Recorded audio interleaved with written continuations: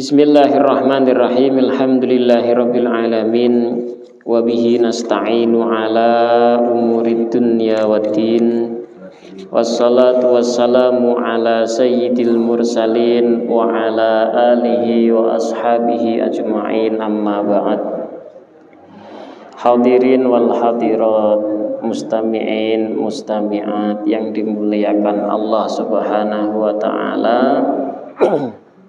Kita lanjutkan kajian kita. Sebelumnya kita sudah membahas seluruh rukun-rukun sholat.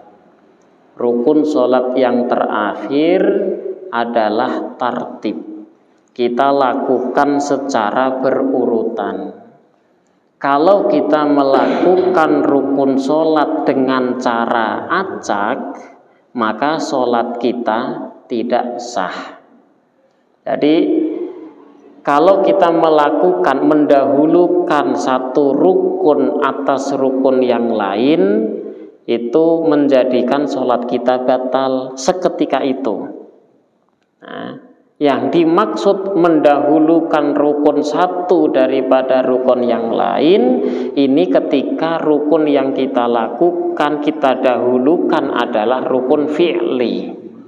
Rukun dalam sholat ada dua macam. Ada fi'li, perbuatan seperti ruku, sujud, berdiri, tahiyat, duduk, itu namanya rukun fi'li.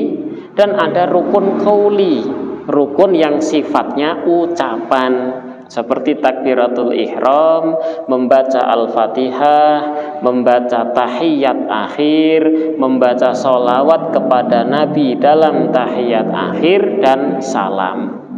Nah, mendahulukan satu rukun dengan rukun yang lain itu ada kalanya rukun fi'li didahulukan atas rukun fi'li.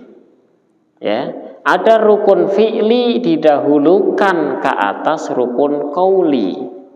Saya contohkan rukun fi'li didahulukan atas rukun fi'li. Contohnya apa? Ketika dalam satu rakaat itu ada berdiri, ruku', i'tidal, sujud, duduk di antara dua sujud, sujud lagi. Nah, ini ada orang yang berdiri, seharusnya setelah berdiri apa? Ruku'. Dia tidak ruku', malah langsung sujud.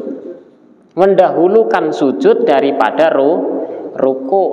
Ini mendahulukan rukun fi'li atas rukun fi'li. Maka sholatnya ini orang langsung batal seketika itu, kalau dia sengaja melakukannya.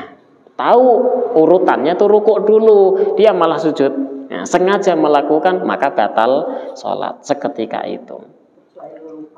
Lupa beda lagi, nanti hukum setelah ini kita bahas ya. Kemudian mendahulukan rukun fi'li daripada rukun qauli.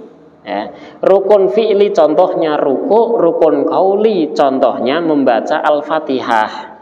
Dia itu ketika berdiri sengaja tidak membaca al-fatihah, dia membaca surat langsung ruku'. Berarti kan mendahulukan apa? Rukun fi'linya daripada qaulinya. Maka orang yang semacam ini sengaja melakukan ini, maka batal sholatnya.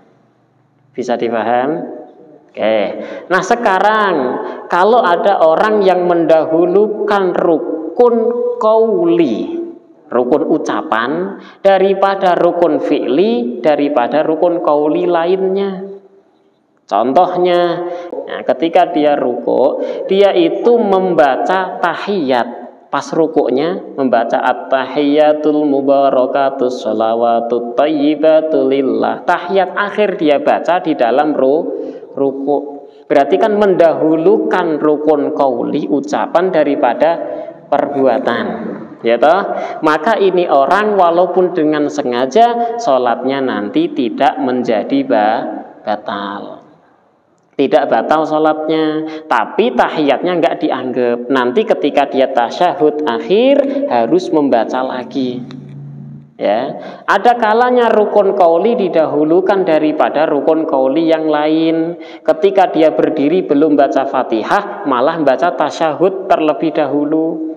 Nah, mendahulukan rukun qauli yang berupa tasyahud daripada rukun qauli yang berupa Fatihah. Salatnya batal tidak? Tidak. Jadi yang batal hanya dua gambaran, yaitu ketika mendahulukan rukun fi'li atas rukun fi'li dan rukun fi'li atas rukun qauli. Bisa difaham? Nah, ini mafhum atau pemahaman daripada rukun sholat yang terakhir, yaitu tartib, harus berurutan.